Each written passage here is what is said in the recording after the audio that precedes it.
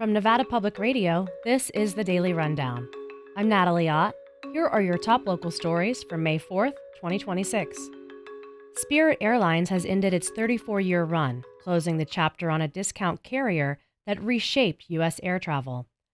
Once known for its bright yellow planes and deeply discounted fares, the airline announced early Saturday it had shut down after its final flight from Detroit landed in Dallas.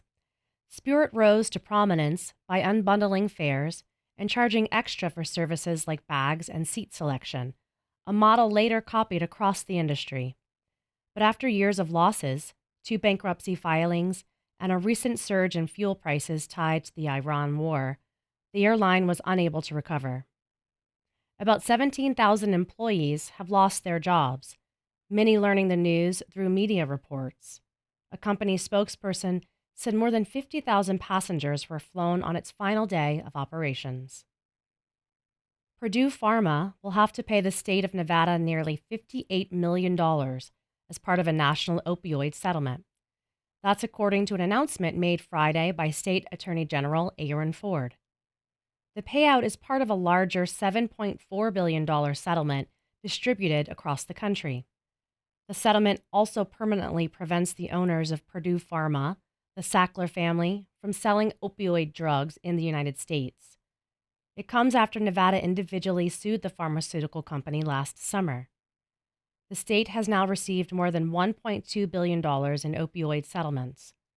Officials plan to direct the money to the Fund for a Resilient Nevada, which will pay for addiction support and prevention services around the state. According to CDC data, Nevada experienced a 20% decrease in drug overdose deaths last year. Overdoses linked to synthetic opioids experienced the steepest decline. As of 2 weeks ago, marijuana belonged to the same controlled substance classification as heroin and LSD. But on April 23rd, the U.S. Department of Justice reclassified medicinal and FDA-approved cannabis from Schedule I to Schedule III.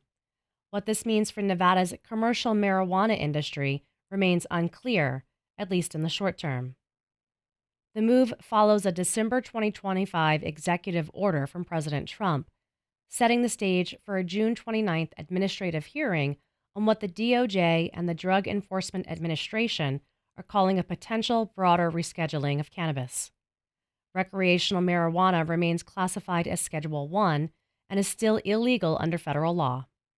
The reclassification expands opportunities for medical research and allows medicinal marijuana retailers to claim tax deductions. But in Nevada, where business owners hold dual medicinal recreational licenses, the DOJ statement does not clarify policy for those dual licenses.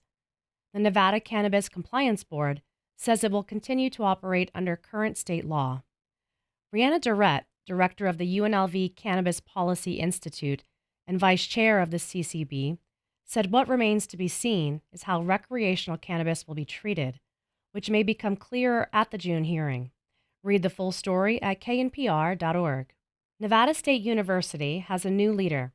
The Board of Regents for the Nevada System of Higher Education voted unanimously Friday to hire Sandra Richtemeyer as the university's next president.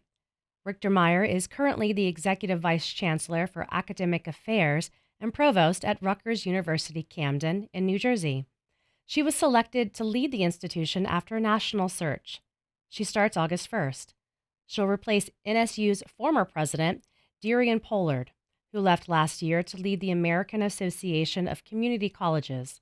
Pollard was responsible for transforming the Henderson-based college of about 8,000 students into a university. Officials are planning to unveil the final details of the Las Vegas Civic Center this week. The city of Las Vegas will light and dedicate a new public sculpture called Harmonic Ascension on Thursday. The city commissioned the sculpture, which was created by Cliff Garton of Cliff Garton Studio in Venice, California. The artwork is at the center of the city's newly established Las Vegas Civic Center. The city says the sculpture's transparent layered form shifts from daylight and comes alive at night through programmed LED lighting.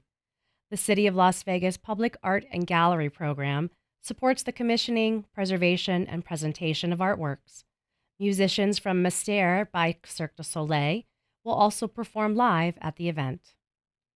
The Vegas Golden Knights are off to the second round of the NHL playoffs after beating the Utah Mammoth on Friday night.